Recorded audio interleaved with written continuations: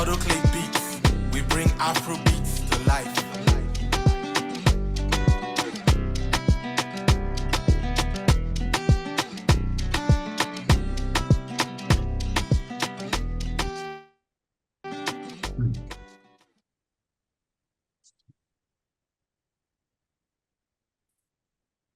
Distinguished guests, esteemed delegates and participants, ladies and gentlemen, good morning, good afternoon.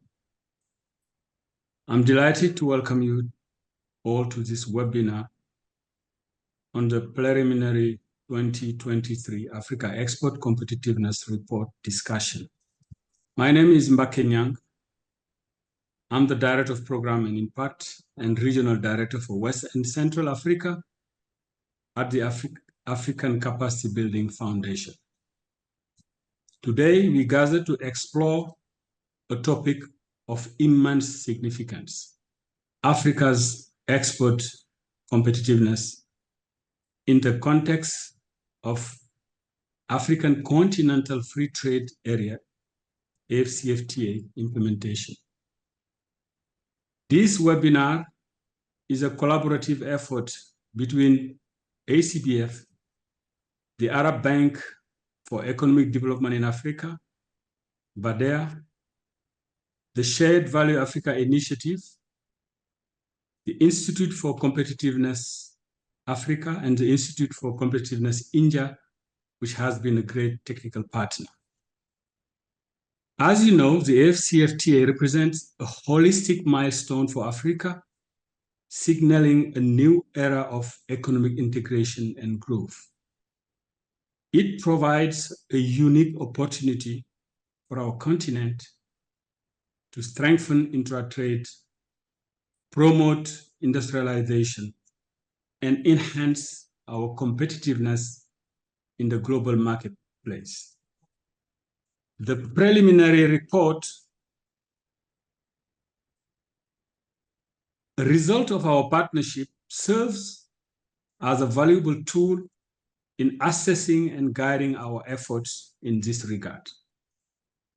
This report presents a comprehensive analysis of Africa's export performance, identifies key challenges and opportunities, and provides evidence-based recommendations for enhancing our export competitiveness.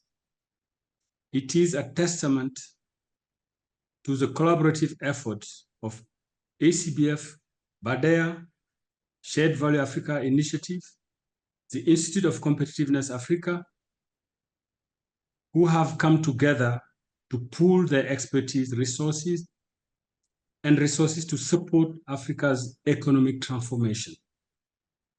During the next few hours, we will have the privilege of hearing from our esteemed guests and experts who will present and discuss the preliminary finding of the report.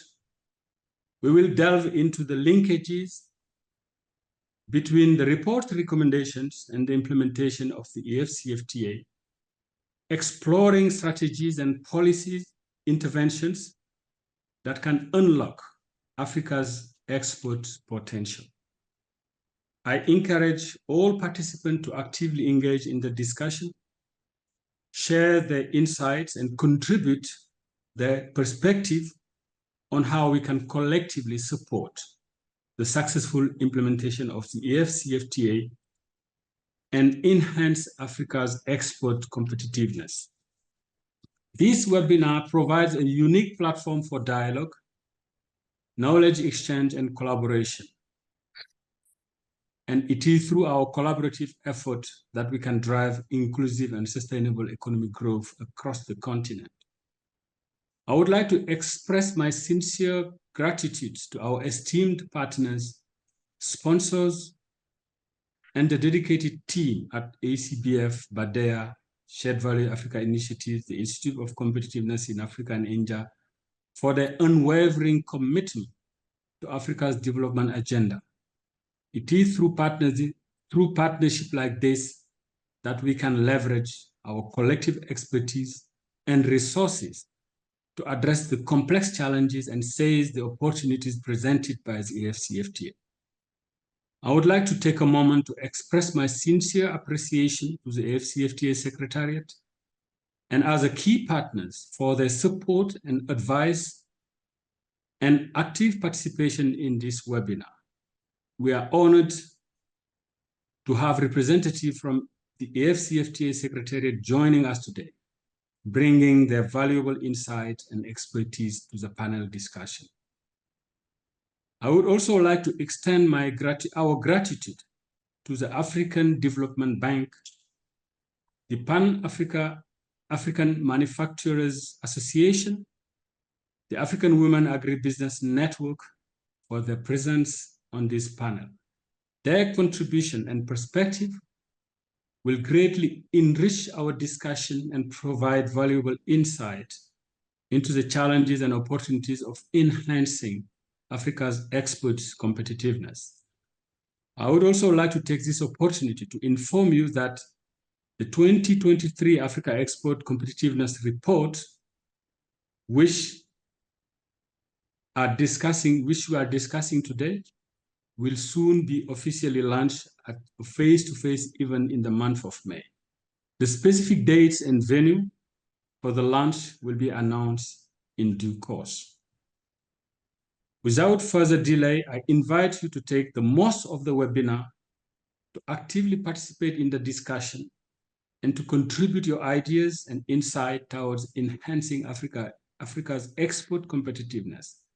Together, let's harness the power of the AfCFTA to drive economic transformation and create a prosperous future for all the Africans. Thank you once again for joining us, and I wish you a fruitful and engaging discussion. Thank you. So I would like, after that, to introduce our free-side participants, Dr. Amit Kapoor and Mr. Barasu, for the introduction. So, Dr. Amit. Hi, good morning from Stanford, please.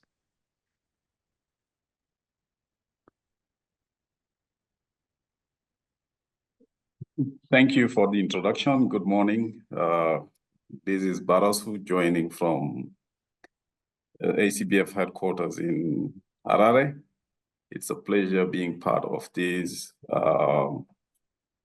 webinar today. As you rightly highlighted, Mbake, this is coming under the context of the AfCFTA implementation, which is really a great initiative by African countries. Indeed, the implementation of the AfCFTA will need, of course, the political will and political action, but these need to be really supported by evidence-based tools and recommendation. So this report is really coming to support the initiatives by the African countries. It's really a very heavy data-driven report that actually try to assess the performance of countries in terms of competitiveness, looking at really the export potential, but the challenges. For this first edition, we've managed to cover 30 countries. And the aim is indeed to cover all African nations. So, Amit, please, the report has really gone through very rigorous research and data collection and analysis. Please, can you share with us really what has been the approach, the different indicators that have been used for the report, so that we really have some insight on really what has been the background before we come to the findings? Thank you. Thank you, Baraso, and thank you, Mbake, and thank you, Tiki. So, this has been a very exciting journey that we have been really looking at in terms of understanding the potential that Africa presents in terms of its exports potential. And the idea when we were really looking at the idea that we were exploring when we wanted to really do this exercise was that if you really look at Africa, there is something there is a stunning potential that the continent hosts, but it is actually progressing at a much lower pace than the huge potential that the countries exhibit. Out of the 54 countries that we have, the question was that how do we assess all these set of countries and understand as to what the potential is, what they can actually do in the future, and why exports itself. The fundamental idea that we were really looking at is to understand as to how prosperity can get enhanced across the African continent. And if you really look at the African continent, the idea was that it is the sum total of performance of all these countries, which is going to define as to how the world progresses. There has always been this debate. You have China, you have India, which are growing fast at the present context. But the question here is that it is going to be Africa, which is going to be defining the growth in the future as well. It is going to be Africa's century, possibly, or Africa's decades in the next 10 to 15 years. And Africa needs to prepare itself for the future itself. Of course, the challenges that we really talk about in Africa could be humongous, but the potential that exists is huge. And if you really look at the trends in economic growth across African continents, what we do see is that over the last 20 years, many African countries have been increasing GDP per capita. But the question was that how do we really move faster? What we do see is that there is a fairly huge spread that actually happens across the countries in the African continent. So to discern the idea as to why this difference occurs, how African countries can actually become part of the global value chains, how we can actually enhance the capacity is where this exercise comes into being. And the process for understanding this was that let's go to the whole idea of what Professor Michael Porter had actually said in terms of understanding competitiveness and go deeper in terms of understanding what the whole process is.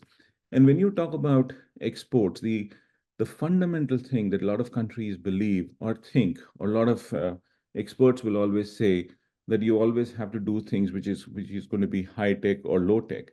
My opinion is that there is nothing like a high tech high tech industry or a low tech industry. It is high tech firms or low tech firms. Because even if you're doing something in agriculture, you can do something huge in agriculture in terms of improving its productivity, improving the innovative capacity, and pushing forward the growth capacities of the country. So this is where the fundamental understanding is. But having said that, if you really look at this whole thing that we are really talking about, so can we move on to the next slide, please? Yeah. So when you talk about Africa exports competitiveness, the thing was that what are the factors which are going to drive the competitiveness of or export potential for African nations? We said, okay, now there are those 4 distinct pillars which have to be understood. And of course, as this exercise, we also learned a lot from what the Indian experience was. We had the chance of working with the government of India to understand the subcontinental thing. And this is where we really got a lot of African perspective to understand the nitty-gritties from Barasau, because he brought in this whole dynamic of how Africa operates. And then we said, okay, now let's try to understand these 4 pillars. One was the enabling conditions. And what is it that we are really talking about within the enabling conditions? What makes exports happen? What are those basic things which are going to drive it? So we said, okay, now let's try to understand basic infrastructure, land, labor, capital, etc. This is what we wanted to understand here. What is the kind of infrastructure that is provided out there? How exports can actually happen? What are the number of ports? How the road infrastructure is actually there? So this is what we really wanted to understand. The second thing was, what is the knowledge workforce and what is the quality of workforce that actually exists? How education levels can actually have an impact in terms of creating newer business models? What is the kind of export policy? What is the depth of export policy that exists? Because what differentiates the countries at the end of the day is going to be about sophistication of export policy. And then, of course, we cannot fundamentally miss the point. It's about quality of administration as well. So these were the enabling conditions. And if we are able to set these right, that is the only point in time when businesses will be able to do things better. And this is where we said, okay, now if businesses do better, if there is a given condition where governments have enabled the atmosphere or enabled the circumstances, what are the other things that we have to look at? So this is where we said, let's try to understand the idea of demand sophistication. And demand sophistication was that it is not only about what I call demand that exists outside, it is also about the demand that exists within the continent itself. It is, if we are able to have the demand sophistication within the country, then of course, what is going to happen is that enterprises will create products which can become competitive across the world as well. So this is what we wanted to look at. And then the other thing we looked at was the export specialization that exists. This is where we looked at the export data from across the world, or we're looking at export data across the world and seeing as to what are the set of products that do well relative to the other countries from one country across the world. And then as we look at all these set of things, which are the fundamental building pillars, we also wanted to understand what's the kind of export performance that exists. And this is where we looked at growth and orientation of exports. Now, Baraso, if you could go to the next slide. And so this is what we were really saying in terms of, say, what you would call as the fundamental pillars. The enabling environment is within the index is vital for assessing export competitiveness, and the things that we're looking at. Demand sophistication reflects market demand for industries, products, and services as a very simple academic thing as well. So as we were really looking at building this whole index, the question was that what is the theoretical frame that actually sets it apart? What does literature tell us? What has been the experiences of countries across the world? And if we were able to build something which is embedded in theoretical understanding, which is embedded in local realities, that is where we will be able to help countries move forward as well. So this is a tool which actually tells as to what are the things that countries can actually implement and do. What are the stages of development at which the countries are? And then, of course, as we really looked at the indicators, these were some of the indicators that we look at. And the indicators in export policy was that whether we even have an export policy or not, what are the number of regional trade agreements that exist, the share of tariff with international peaks, etc. When you talk about basic infrastructure, what is the quality of infrastructure in terms of assessing the electricity availability? What is the communication systems that exist, whether air transportation, freight possibilities exist or not? Knowledge creation and knowledge workforce was in terms of saying what is the kind of quality of people that exist there. Export policy is where we looked at administration is where we looked at rule of law and so on and so forth. And as we really moved deeper, the income distribution was to understand what is the urban population, what is the process of urbanization, because fundamentally what we know is that whenever urbanization has actually increased, it has huge effects on economic outcomes as well. So we wanted to understand the urban population and then go deeper. Of course, when we really look at this exercise, the question is this exercise is something which is going to happen for larger set of countries. Right now, we are saying we are looking at 30 countries, and we move on to the 54 countries over a period of time. But this also tells us, or this whole exercise also helps us in suggesting as to how data mechanisms need to get more sophisticated over a period of time in the African continent. So these were the set of indicators that we looked at. Business environment was very clearly, it was about ease of doing business, etc. But having said that, what was the methodology that we looked at? So we said, okay, now let's try to identify these indicators. And these indicators were looked at from very carefully. The question was that what are those set of indicators which are commonly available, which give us the right information, which give us an understanding as to how the country is stacked up. And this is where I think Baraso became a very important, as we were collaborating, this is where we understood as to how African countries differentiate, what are the challenges that exist there. Because the exercise was also to really say, can we say as to how countries are categorized? What are the kind of policy actions need to be taken? So this is, as we were thinking through this exercise, this is where identification of indicators became a very important factor. And then, of course, collection of data. Wanted to get the right set of data from fairly sophisticated sources. It was that we get the data from the right set of sources, because the quality of the report is effectively going to be dependent on the quality of the data that we actually use. And this is where we said, let's look at data from the IMF, the World Bank. Yeah, you changed your hair. It looks different. Yeah. Sure. And then, of course, the next was analysis and computation of index.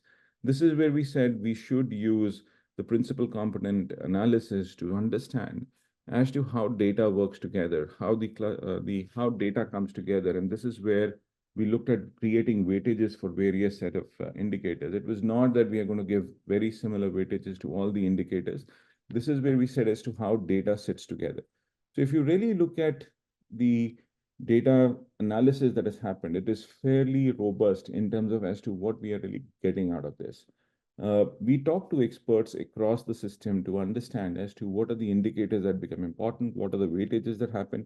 So we looked at both the things. And what we found is that the analytical rigor that we were able to create through analysis was something very similar to what experts were also suggesting.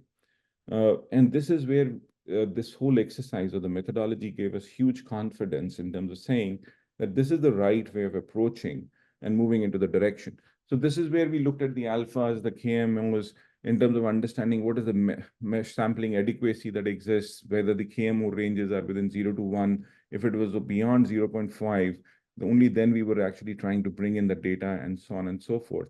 So this is what we were doing, Baraso. And then some of the... Thank you. Yeah, over to you, Baraso. Yes, Amit. No, thanks again for sharing, I think, that detailed and very sophisticated approach, which has actually helped us to come up with some key findings, which we are just sharing actually the preliminary, as mentioned by Mbake. The launch of the report will happen later in May, when we should be able really to share much more details. But we thought you should really have the first test of what is coming out from this report. Key findings. I think the first thing we could highlight is around the enabling environment. Indeed, looking at the theory, the conducive environment really play an important role. From the finding, what we could see is indeed the majority of countries, among the 30 countries that were actually where we had collected data, are not doing really well when it comes to enabling environment. And this is affected mainly by the basic infrastructure, but also the knowledge, which is really the soft skills or capacity that are needed actually to support export competitiveness. A second important highlight we could share in terms of finding is related to demand sophistication. Indeed, demand is really an important driving force for the companies to really produce but also export. Here, what we could see is many countries are actually doing well when it comes to demand, and this is actually driven by the high score we have when it comes to the 10%, the top 10% of people who are really wealthy or have high income in the 30 countries. But if you look at indeed the details, you will see that inequality is an issue which need to be addressed when if we really want to have a demand sophistication that can drive our export. Third important highlight is around export performance, because this is really, I can say, the most important factor or indicator or pillar that could really promote, foster our export competitiveness. Here, unfortunately, the majority of countries are not doing well. They struggle when it comes to export diversification, and you all know that most of our countries are actually exporting, primary commodity, and that really affects our export competitiveness. Just quickly to summarize on four key areas. One area is export policy. As we mentioned previously, export policies are actually, if I can call it, the shell, the framework that really help countries to export better in the competitive manner. But unfortunately, among the countries where we have data, only 11 out of the 30 countries actually have export promotion policies. If you look at the knowledge and workforce creation, there also, which is part of the first pillar around conducive environment, there also, if you look at the education level, if you look at the quality of the labor force, we are not doing very well in that area. And mostly this is affected by the percentage of the GDP that is also allocated to R&D.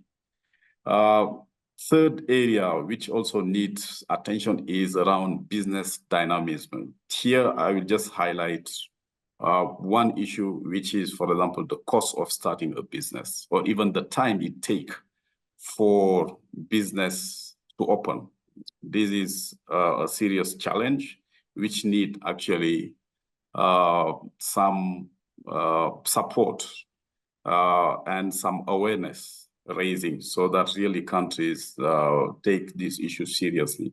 If you look at the business dynamism, 17 out of the 30 countries have scored above the pillar average. Last but not least, the export performance, which is really the key driving force that really affects the whole indicator. Here also, there is a challenge, and we also need a particular attention. If you look at the market penetration, that is low. We have also a limited proportion of high-tech export. As I mentioned before, we rely too much on primary product, export, and this also has implication when it comes to policies and recommendation. So these are the key highlights. Amit, I think this is really the key findings, or the high-level findings, or the trend that we could see coming out of the results. Anything to add on that? No, I think I just, Baraso, I want to add just one point that, if you really look at the results, the scores that are there. So what we are really saying is, what is the best possible outcome that can be achieved? So we looked at the ultimate goal of saying that we have to be the best exporting country, and so on and so forth. So the utopia and dystopia in terms of the methodological approach was that utopia has to be the best possible across the world. And when we were looking at it, it also helps us in understanding the distance to frontier. Where is it that we have to move? So if your score is 50, the question is that how do you make your journey from 50 to 100 is where this tool becomes exceedingly important. So that is what we are really looking at. So this is a tool which is going to be very helpful for countries, policymakers, and even the not-for-profit enterprises, or the players within, or the firms, to see as to what is it that they can do to actually work together to make Africa a more competitive and export-driven continent. So this is what it was. Over to you, Baraso, please. Thank you so much, Amit, for that addition.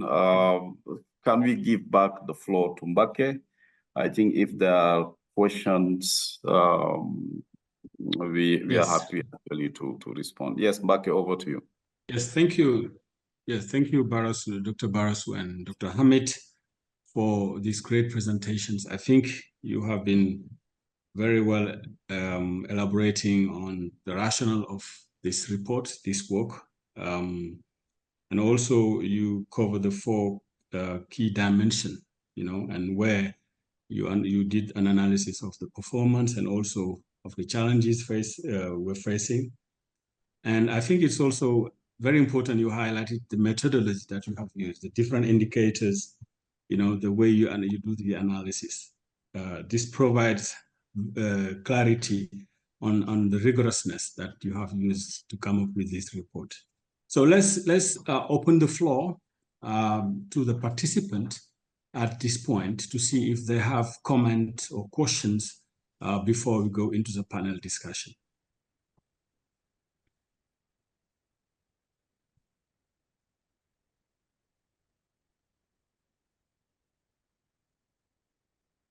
Okay, I think we still can take questions probably after the panel discussions, once our panelists react actually to the findings and what is being presented to them. Yeah, that's fine. Then let's proceed to the panel then. Over to you, Baras. Thank you, Mbake, for giving me back the floor. I have 3 panelists today. I can see Kelvin Banda, country economist for the African Development Bank based here in Zimbabwe. I can see my sister Beatrice Gakuba, who is the CEO of AWAN. Lolo, not sure whether we have Engineer Mansour.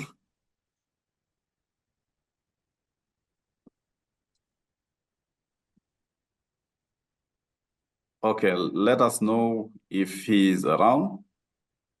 Engineer Mansour, if you are around, you can just let us know. So those are our 3 panelists. Hello?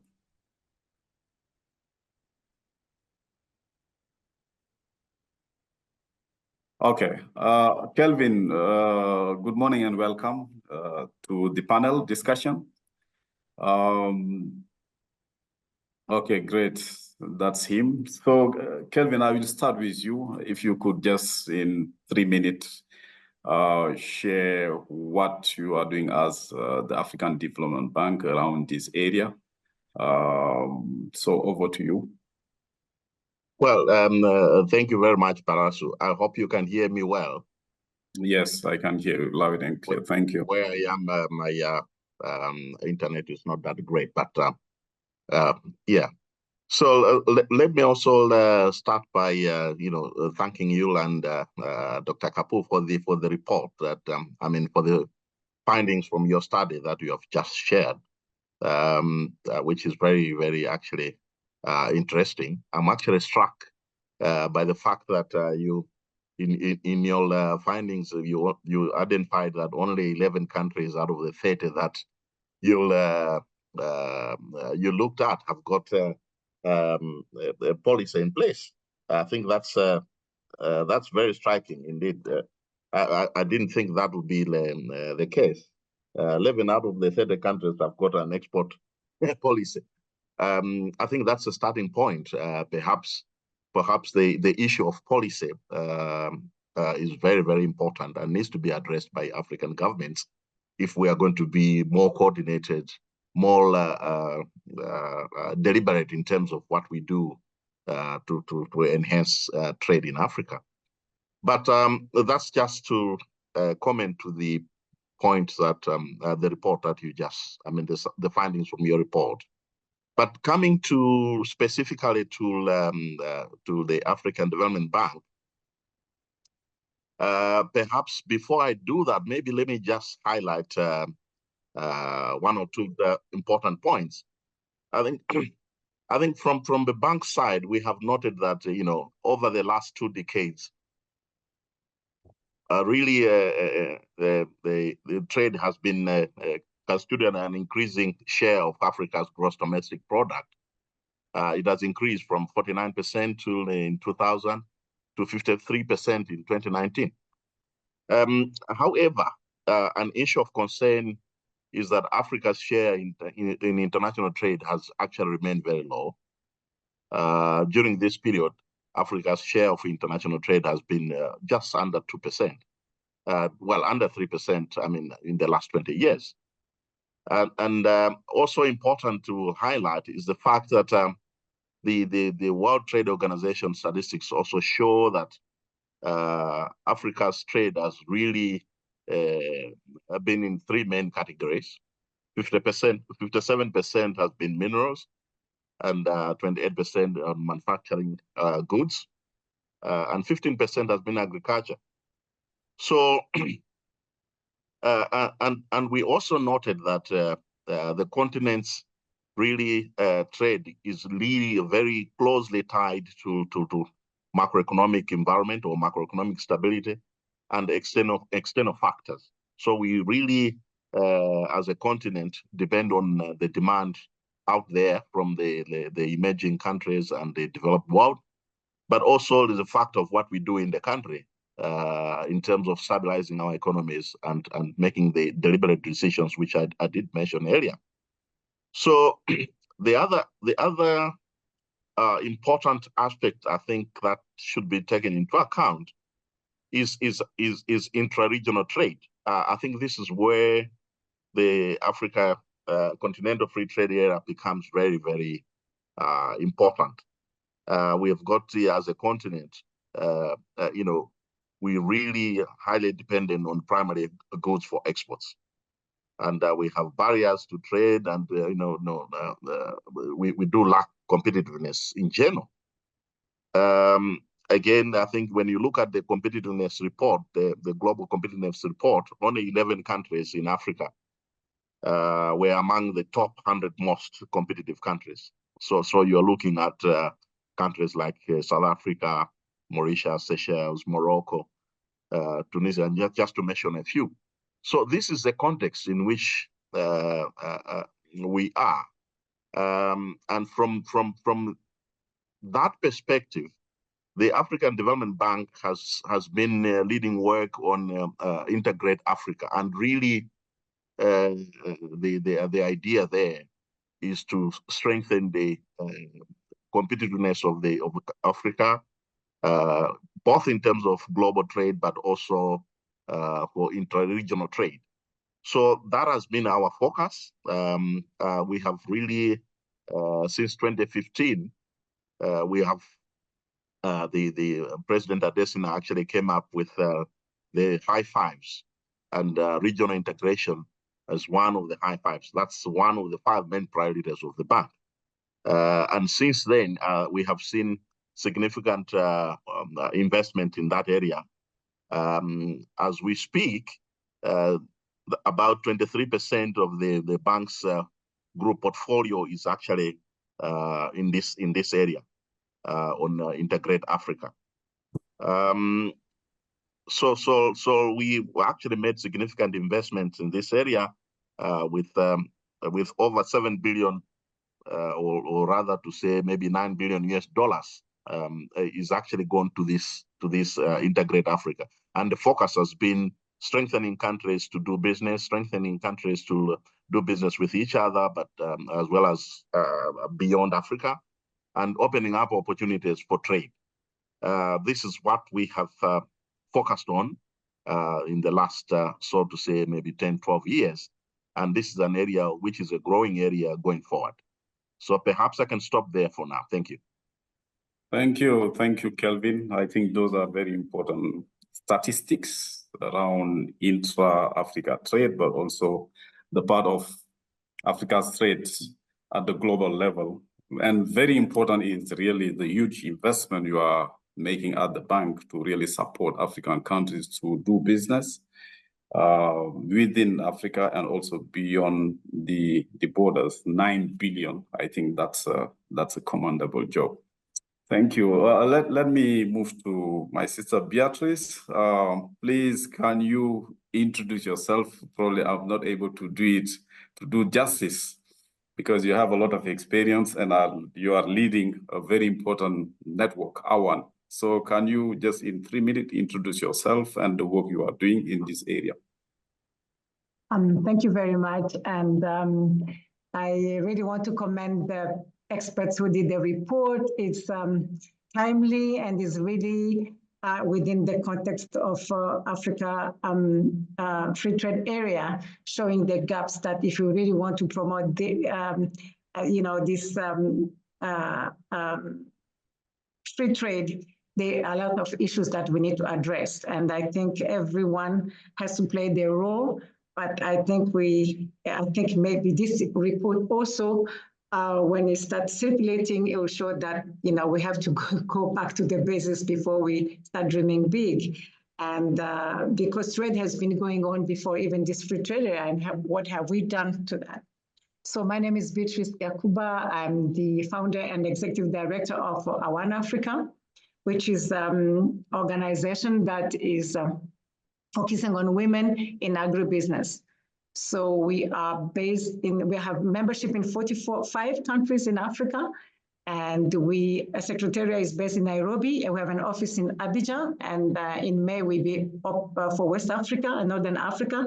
And in May, we'll be opening another office in Congo-Brazzaville, where it will be, looking up the Central Africa. So why focus on women? We focus on women because 90% of the 80% of the food we eat on the continent is produced and traded by women. Those women that we call informal women, informal sector, that's the one we are helping and supporting. And how do we support them? We have 4 pillars. We have financial inclusion. Obviously, that's where it starts, by capital, by finance, and by training them how to navigate the financial sector. And the second pillar and the third one that speaks to this report is the market access and trade facilitation. So within the market access, we train them and mentor them and share information on how to access market within their local markets. That's where it starts, the local market, the regional market, and now the new Africa Free Trade Area. We prepared them on how to go beyond their borders. And the trade facilitation, which is full of a lot of information, but of course the women are the last one to have access to that. So to go back to what my brother Banda has said, I will want to give some also input on intra-regional trade. Last year in October, we had a seminar, a workshop with the Northern Corridor of East Africa, which starts from Mombasa to DRC, 385 million people. And the 90% of cross-border trade is done by women, especially in food. And we have gone through all those border posts. You will not believe that the non-tariff barriers are more important than the tariff barriers. You go to the border post, the immigration, the customs are still harassing the women, harassing everything. In fact, the fact that everything is a common market, but the immigration, the officers at the border post, they ignore those agreements. So what we did this, it was to develop an e-booklet of a simplified measure and all the list of everything. And we put a helpline that if any of our traders has a problem at the border, we can now call and look for help. Unless we fix our non-tariff barriers, unless we put the money where it's needed, unless we start even applying the agreement at the regional level, Africa Free Trade will still remain as a dream. Everything you said here, it really applies to our women. And they are not even at the center of any debate. And I really thank you for inviting me here, because I really wish that at this policy, we also put the women and the youth, because the youth, why the youth? That our network, 60% are young people under 35. Those are the ones who are going to shape our continent. If we don't invest in them, if we don't empower them with knowledge, if we don't empower them to be part of on the table of negotiation, how to shape their policy that is really coming in a different stage of understanding. They're talking technology, we're talking still about policy, and there's still a gap between the policy, even the existing one. We have to dig deeper and find out, even those countries who are doing well, they're doing well? Can we really disseminate the information to by gender and by age, and see where we can invest in knowledge and in finance, and how to really do export diversification, as we said, and rightly so. and the business dynamics, who's going to bring in that is the young people and the women who are really trading most of the products.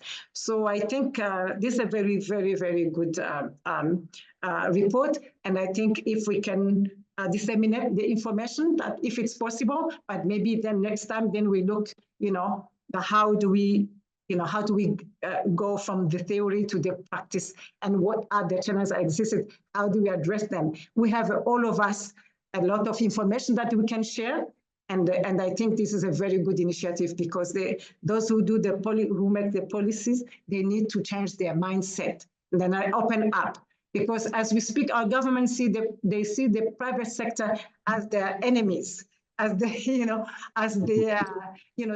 don't trust them. There's a lack of trust. So we have to put them together, but also we need to bring also at the center of the table those who matters, the women and the youth. Thank you. Thank you, Beatrice. Brilliant. I think this is a comment from one of the participants that the solution you are proposing are really brilliant. Thank you again for sharing your perspective. I can just agree with what all you've said. Youth and women are the majority, actually.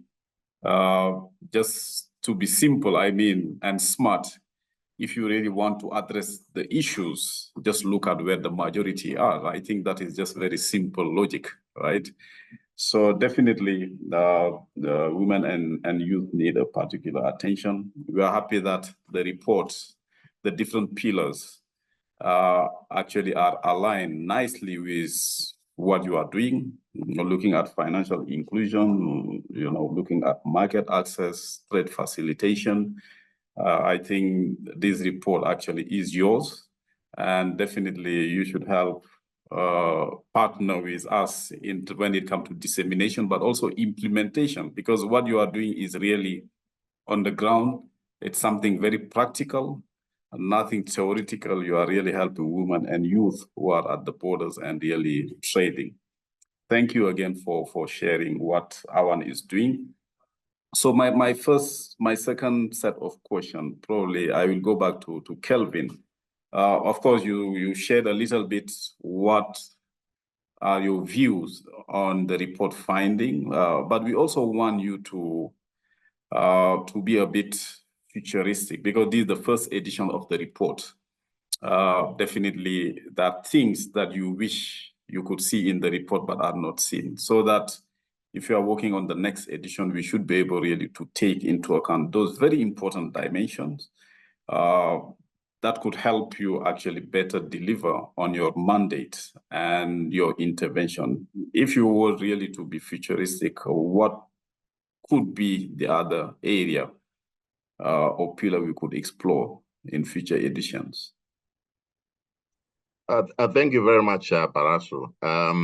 Well, I have to say that the report has been comprehensive enough, but of course there's room for improvement.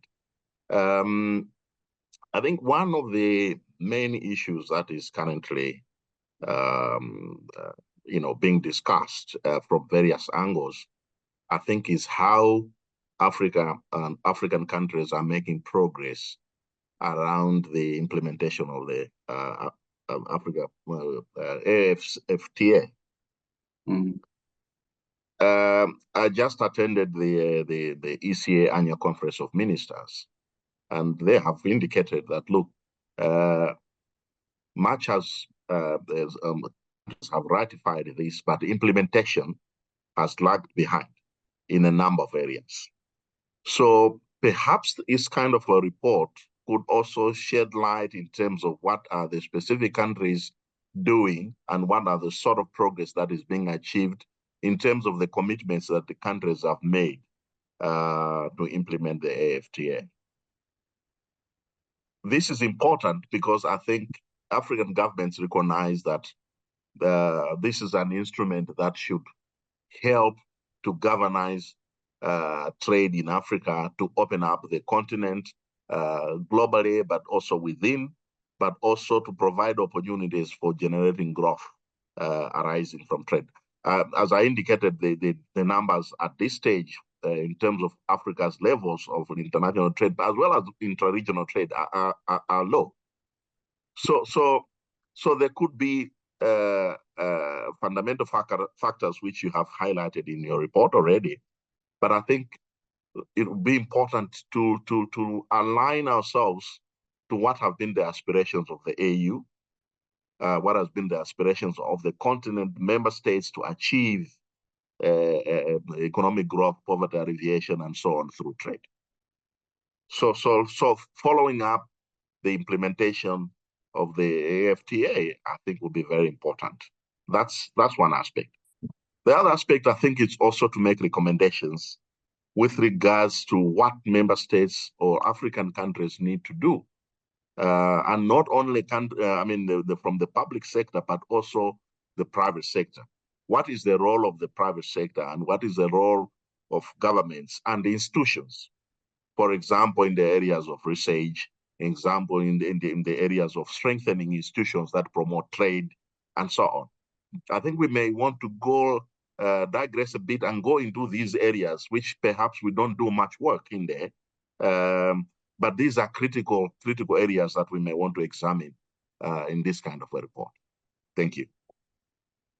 Thank you very much, Kelvin. I think those are very, very important issues that we need to consider in the report, especially I think implementation. That is actually a very important dimension. We've been failing around implementation. We have nicely crafted policies, very good and well thought initiative, but implementation is lacking. So we really need to follow up on those to make sure that countries actually implement what they have committed.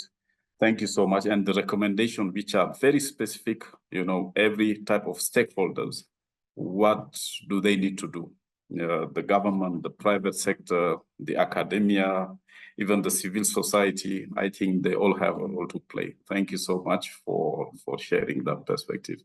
Beatrice, can I come to you so that you also share your perspective? What do you want to see, future edition of the report actually covering, so that it really help you as an organization, but also help your members?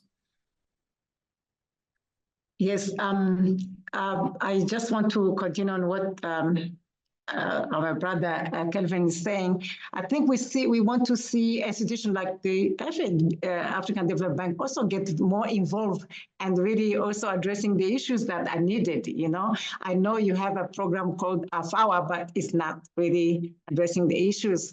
When it comes to financial inclusion, are you coming up with innovative and affordable finance that our women can access, because we call them informal and bankable, but yet all of us here and people who are listening to us, we are all sitting here because we ate in the morning. We're going to eat 3 times a day. And I really don't understand that all we are, the Africans, whether on the continent or from the diaspora, how can we just sit and have all these discussions, yet the people who are feeding us are those women we call informal, who cannot have access to finance, yet we have African Development Bank and AfrExim Bank. But when you want to borrow, you have to have, they ask you to have so many things that you can never access the money. So you have to go down to where it is. We can do intermediation. We know where they are because they started their business with that alone, but they cannot grow their business. So that's when we talk about just access to finance. And when it comes to markets, it's the same thing, We need look at capacity building. That's what we do. And I think this, Mr. Diawara, you go with us. We have a challenge because the education, our education institutions are producing the skill, that the market does need. We want to have a linkage with our education institution and the market requirements. There's a big disconnect. So we want our banks and AfrExim Bank, all those institutions, to invest also in education, change the mindset, not copy paste from other organizations already advanced. You know, when we are looking from our local university, I'm not somebody who has done supply chain. No one is there. Somebody who farm managers. Only a few countries like Kenya or South Africa are producing farm managers and agri-economy. You know, all of us who are sitting here, if your son or daughter tells you, I want to go into agriculture and do agri-economy, we say, oh, no. We all want them to be doctors, lawyers, IT. So really, when 80% of our population is living in a rural area, so we really have, I think this is, I really, again, thank SBF because they are doing capacity building. So policy, dialogue, it has to go with policy reform. Who is going to do diversification? We need also knowledge into that, right? And we need really practical examples. So we need to finance our, the members and the women, the young people to start a business, so affordable and flexible and patient. Money, when it comes to market access, we need to strengthen organizations like SBF. So can we come up with, we have modules that are really speaking to the SMEs, so we can continue and do more impact, train more, and coach more young people as they enter the market, while we are changing also the mindset. Agri-technology, there is no way Africa is going to be food secure where the average farmer is 60% old and the younger people who have a degree and a mobile phone, and internet, can go back to the land and till the land with a traditional hoe. So we need mechanization, we need agricultural transformation. All the money is sitting with you. So all of that needs investment and finance, and also a dialogue with private sector. Private sector is not an enemy. What private sector is doing in our countries, they are really providing education and information and training that our institutions are not doing. So we have to get closer to them also when talking about trading. Because the issue that we did not talk about here is standard. To export, you need standard. And to have standard, you have to know what the requirements of our standard, And it takes a lot of time. So just because we are exporting from one African country to another, it doesn't mean we don't have to follow the standard. We want to know what the standard, go to our local markets, what the food we eat is coming from markets that are not clean, that there are no standard, there's no hygiene, there's anything. So we have to go back to the basics. And what we're trying to raise here is that we have to make sure that we are putting the money where our talks is. And if all of it, everything we're talking about here needs investment, needs money. For the organization, for the capacity for ICBF to continue what they're doing, they need finance. All this information is very important for us. And for us to disseminate this information they have given us and to put it down to our level, then we also need money. So let's now, our own local institution, our African institution, start putting money where is needed and not wait for the international organization, bilateral or government alone to do that. So we need, all of us, we need to get together and agree on how are we going to move forward. As they say, the Agenda 2062 said the Africa we want must overpower the Africa we don't want. And as we speak here, there's a lot of things that we don't want in this Africa. Thank you. Wonderful. I think that's quite inspiring. We can see that you really you are speaking with a lot of passion. So it's something that you live. Thank you so much. And I think for going into the practical issues, I think what you're really sharing are around implementations, really, who needs to do what.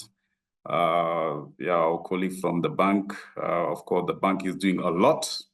So the message is just, okay, please continue doing what you are doing and, pay a bit of attention to those who are at the grassroots level. They also need support, and they're actually the majority of people doing things on the ground. Thank you so much, Beatrice, for those words. We have a couple of minutes left. I think I would like to open the floor for questions. around the presentation, but also around what the AFDB is doing and what our Africa is doing for 10-15 minutes. And we also have Amit, who is also still on the call. Amit, if you have any reaction vis-a-vis what is being shared in terms of really first reaction on the findings, I think, which is really aligned to what is happening on the ground, and it really makes sense. That is the message. The finding makes sense to what is happening on the ground. Amit, anything you want to say on that? Especially what Kelvin and Beatrice had said, like, this is absolutely important, that it gives me a lot of confidence that, one, we are in the right direction. And this is a tool which can really help us in really defining as to what needs to be done on the ground, especially the point in terms of youth and women. I think this is one point that we just cannot overlook, because the future is for the youth. We are leaving the world behind as a generation for the youth itself. Like, the best thing is that it is not the old foggies like us who change the world. It's the younger generation which is going to drive the world forward. And it is exceedingly important. And we are definitely looking at the youth. If you really look at the indicators as well, we are trying to really incorporate those aspects within the index as well. But great points, and gives us a huge level of confidence that we are on the right track to really creating something which is going to be meaningful for the continent. Thank you, Amit. I think Mbake, in his opening remark, actually acknowledged the participation of our colleagues from the AfCFTA Secretariat. I can see Joyce joining. Joyce, thank you for coming. I hope you were able to hear the discussions and the key findings and what is going on. Do you have any reaction vis-a-vis what is being shared so far? Yes, good morning everyone. Greetings from Accra, Ghana, from the AfCFTA Secretariat. My name is Joyce Litswalo. I'm the head of market access within the Secretariat. I'm here online with my colleague, Mr. Malik Diallo, representing the Secretariat. And for starters, just to convey our message that as we all are aware of the work ahead of us on the AfCFTA. There's been some initiatives and tools that has started, especially last year, since we worked on the acceleration of implementation. And a lot has been done, and we are riding on that. So we really appreciate this. I believe this report is coming at the right time to guide us.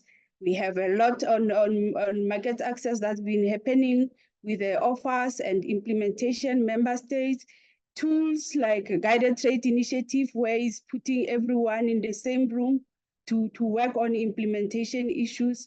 Recently, we have protocols that have been finalized.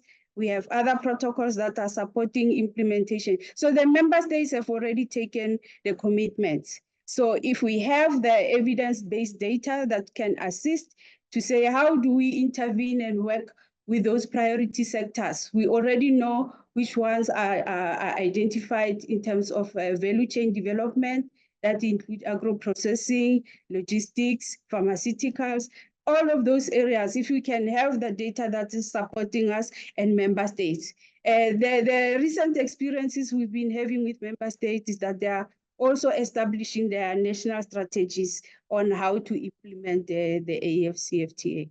So I will pause here without going into detail, but also want to invite participants to also visit our website, where we put a lot of information, the tools, operational tools. And I thank the participation of Africa Development Bank. It's one of our partners, including Africa Bank. And recently, like last night, we have launched a tool also on their website where business can register.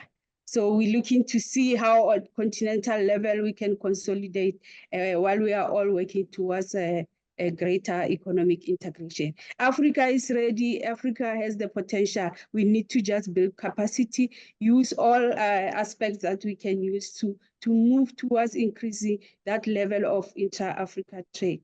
So yes, Ma, I'm happy. I hear you are also from the agriculture sector. So I'm saying let's work together towards the Africa we want. And looking forward to the findings of the report, and we will also distribute and make sure our member states are well informed. Thank you so much. Thank you, Joyce, really for that intervention and for sharing the different initiatives, the tool that actually have been developed by the AfCFTA Secretariat, and the different, initiative taken by the member states. I think Africa, as you rightly said, is ready. I think we are all excited and we really want to move fast. We can see really the passion behind the AfCFTA. So we should really work together to make things happen. Thank you for that intervention. Yeah, if anybody want to ask a question, you can pose it in the chat or you can raise your hand. I think for now there are few questions and comments in the chat from Trevor, who is the head of trade unit at ACBF. He's saying great intervention. Joyce, Vivian also saying great work. Africa need this. That is to the intervention from Joyce. And for Beatrice, Elizabeth is saying that, well said, Beatrice, system change should be affected. Education should be fully supported from within Africa to avoid unrealistic conditions imposed on us by donors who have run down our education sector. Also, the importance of vocational training. That's what we need to look at. So there is an initiative for World Skill Africa, which was launched in Addis in February 2014, where it's highlighted that mind shift is really what is needed. That's from Teki. And a question to Beatrice. It says that your perspective, the perspective you shared are actually brilliant on the practical barriers to trade.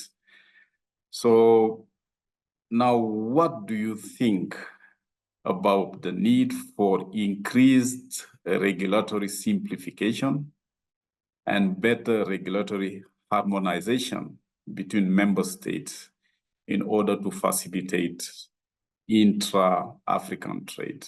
So Kelvin, you're also in the area, if there is anything you would want to say for this question. The need for increased simplification of the regulations, but also a harmonization among member states so that we really facilitate intra-Africa trade. Any view on that?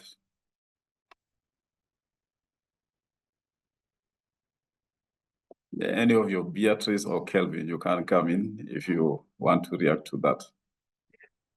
Yeah, I think I can come in here just to perhaps echo what that Joyce just made from the AfCFTA Secretariat.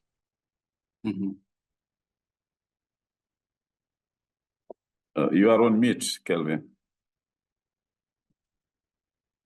Oh, sorry. My apologies for that. No problem. I was saying that, to address intra-regional trade in Africa, perhaps I can make two suggestions. I think one, there's need for establishing and enhancing, institutions that support trade in Africa, trade in our countries. I'm aware that the various countries have got various, different kinds of institutions, but the purpose may be the same. Is really how do we support these institutions that they support innovation, that support entrepreneurship, that support investment, the financial access, and so on. We need to support these institutions from country level. And then I think they should be able to support business doing trade in the continent. The second point is to put in place appropriate policies, rules and regulations that are well targeted.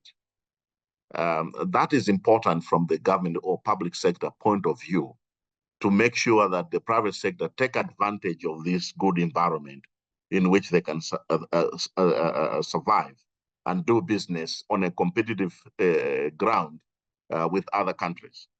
I think we see that countries in Africa are at different levels in terms of how robust their institutions are, how robust their policies are, and how their regulations are.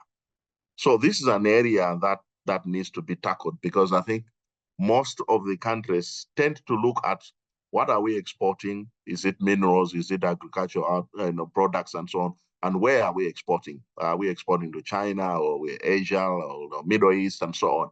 And you see that they tend to have policies or institutions that are so limited and only focused to look at what are their traditional exports or areas of trade.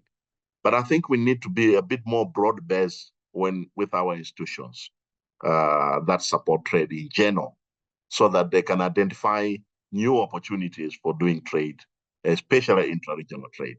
So I would recommend that countries look at that to strengthen institutions, put in place appropriate policies as well as regulations that are targeting the development of inter-regional trade as a deliberate action to be taken by countries. Thank you.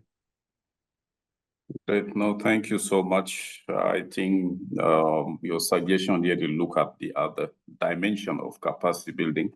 You don't have only to keep on the human capacity building, but you need also to build the capacity of the institutions. I think they both go hand in hand. Okay, I can see Dr. Eric Ogunleye, who is from the ADI, the African Development Institute of the African Development Bank. Eric, you can take the floor.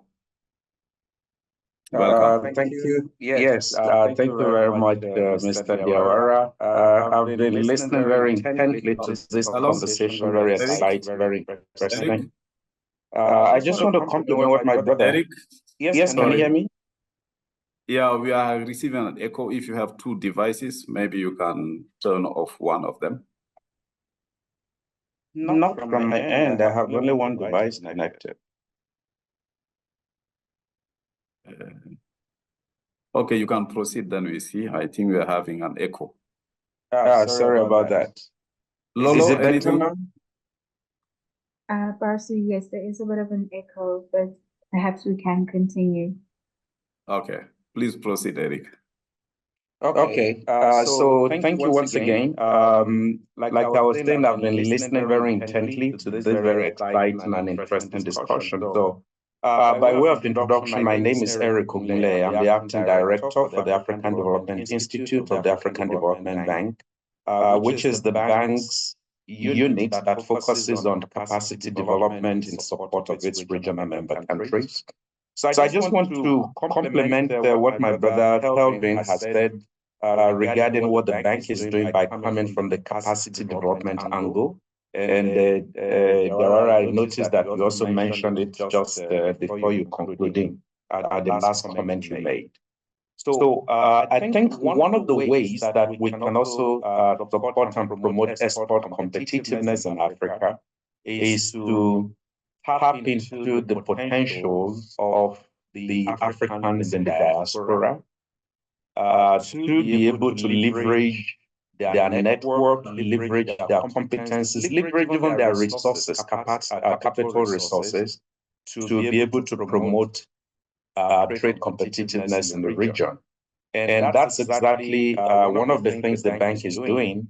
Sometime in December 2022, we partnered with two other African institutions, the African Union at the AfCFTA Secretariat and the International Office of Organization for Migration, where we undertook a policy dialogue titled Development Without Borders, Leveraging the African Diaspora for Inclusive Growth and Sustainable Development.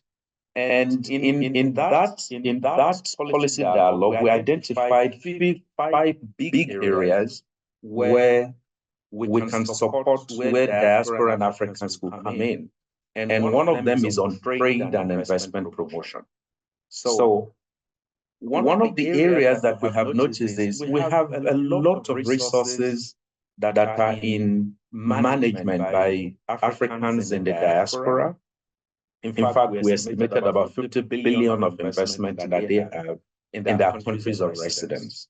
So the question would be, how do we ensure we leverage such resources to promote trade and facilitate trade between their countries of residence and their countries of origin?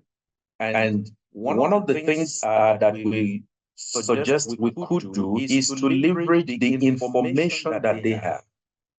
These Africans in diaspora have a lot of information regarding what are the things in demand in their resident countries, and what are the things that can be supplied from their country, their countries of origin, that ensure that there's a matchmaking between these countries, thus promoting trade.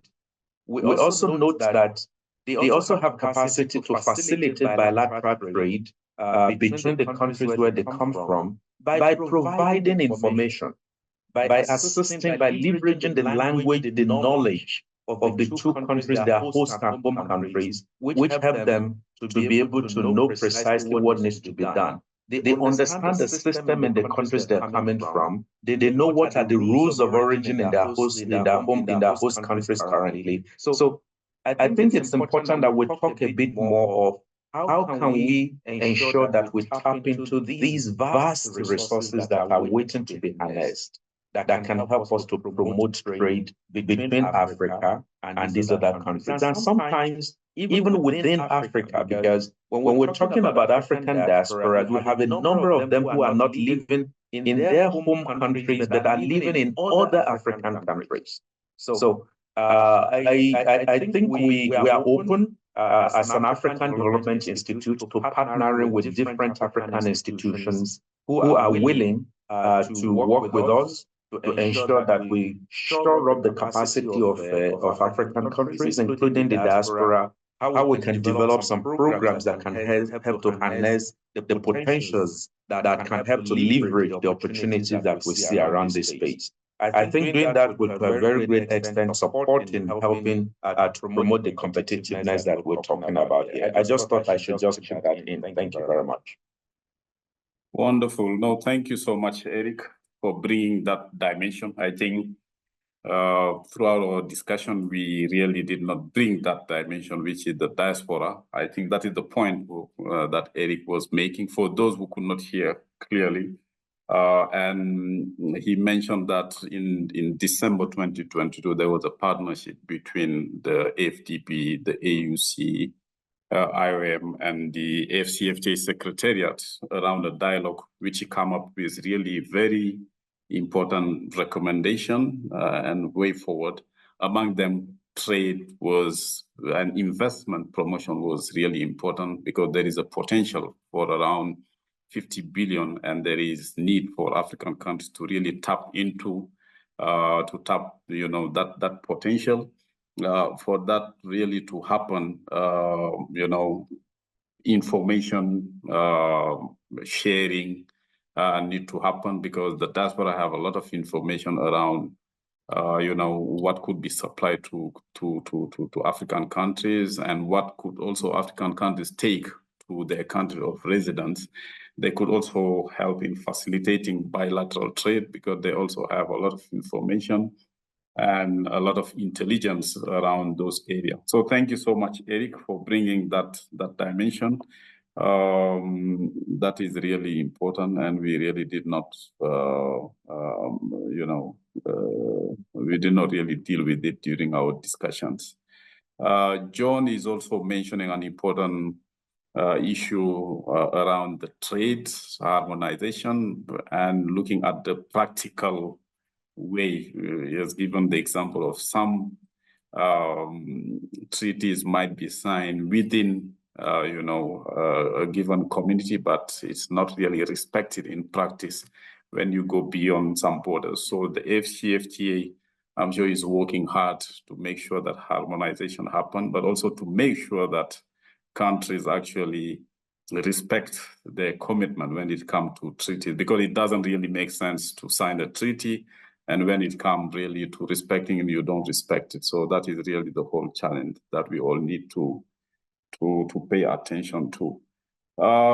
If you don't mind, I think I would like to just give 1 minute to my panelists, each of them. Beatrice, for your last word, and Kelvin, for your last word, before I give back the floor to Mbake.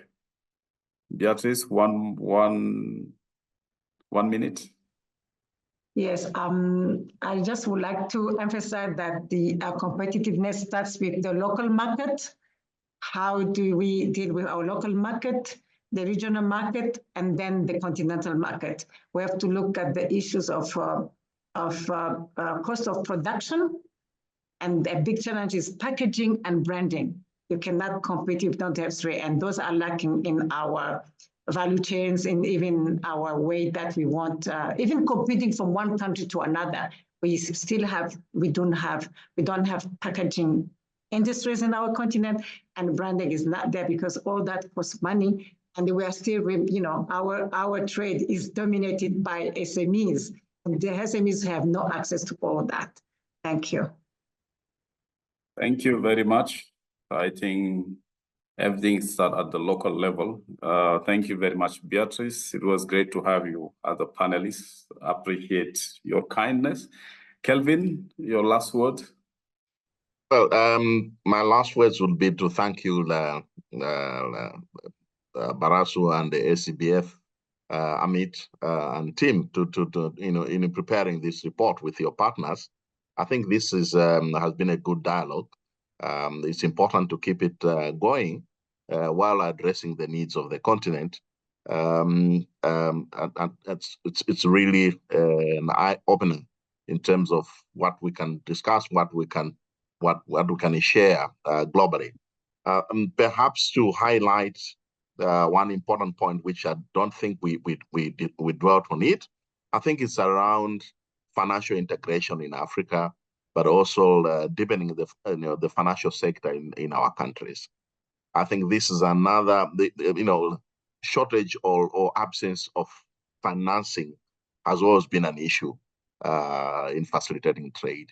And we need to look at that as well and say, how best can we unlock this area?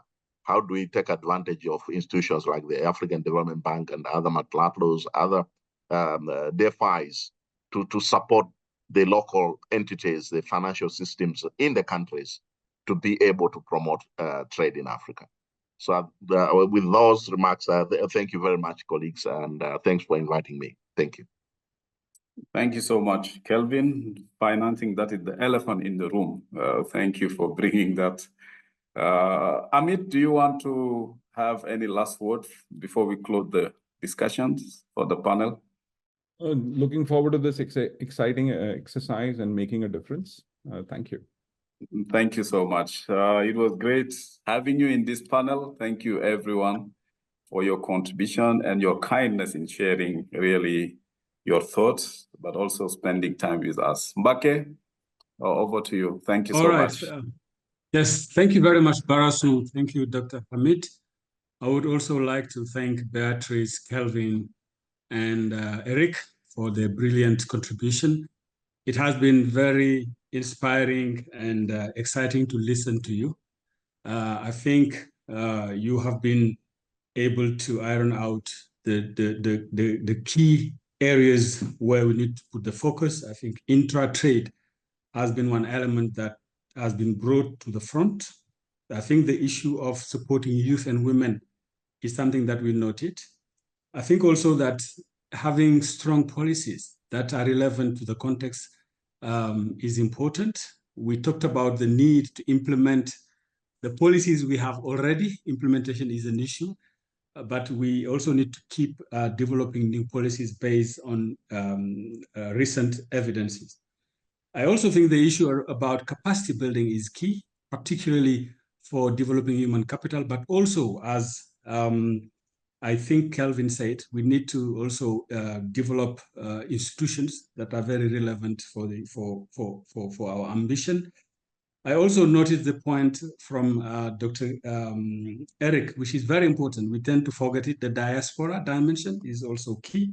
So all these elements are very relevant, and thank you for putting them on the table. I would like to thank colleagues who have been supporting us to put this together, but also Badea as a partner, shared value initiatives. I also would like to thank African Development Bank and AfCFTA for their great participation and contribution to shaping this up. This report, as we said, will be launched in May, and we will communicate to you on due course the venue and the dates. We have an intention with our partners to continue to do more reports beyond this one. That is the ambition. I would like also to ask you to support us in filling up the survey that will be shared with you with the thank you notes. And on that note, I would like to thank you all for participating to this and for your contribution, particularly those who have contributed online. It has been really great speaking to you today. Thank you very much for your participation. Thank you. Thank you. Thank you. Thank you. Thank you. Okay, bye. Bye. Bye.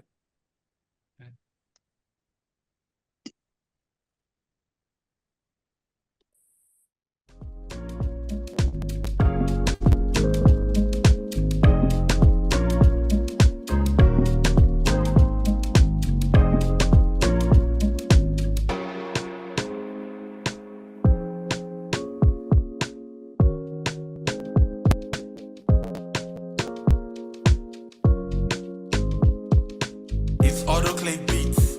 We bring Afro beats to life.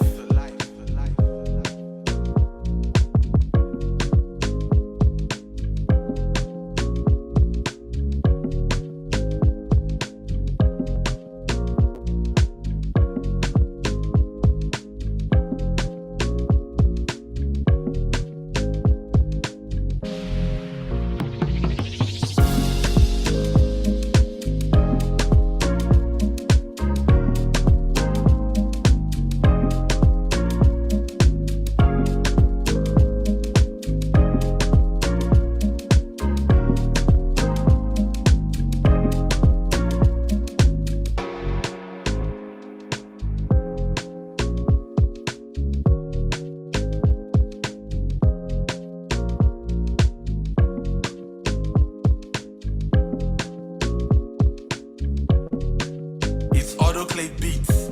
We bring Afro beats to life.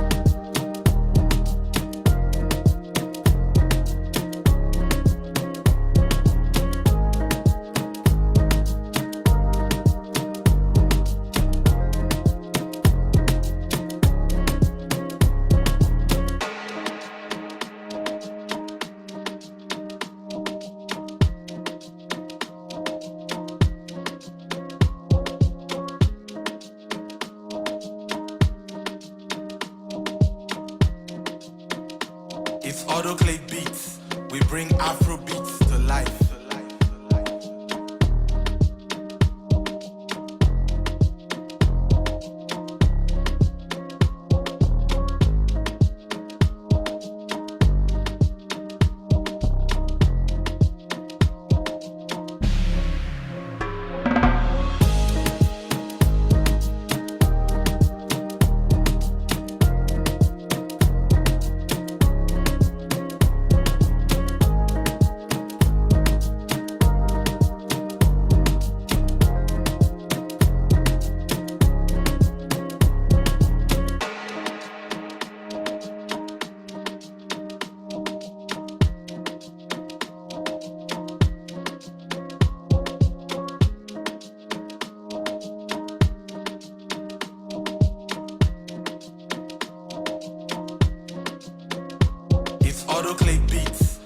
bring Afro beats to life.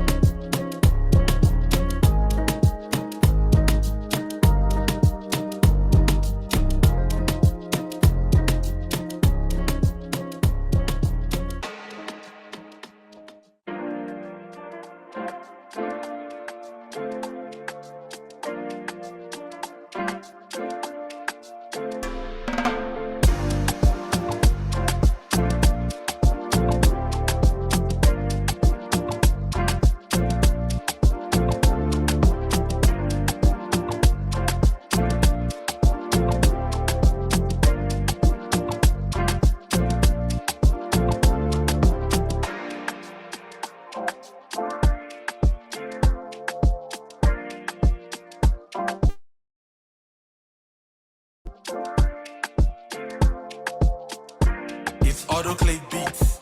We bring Afro beats to life.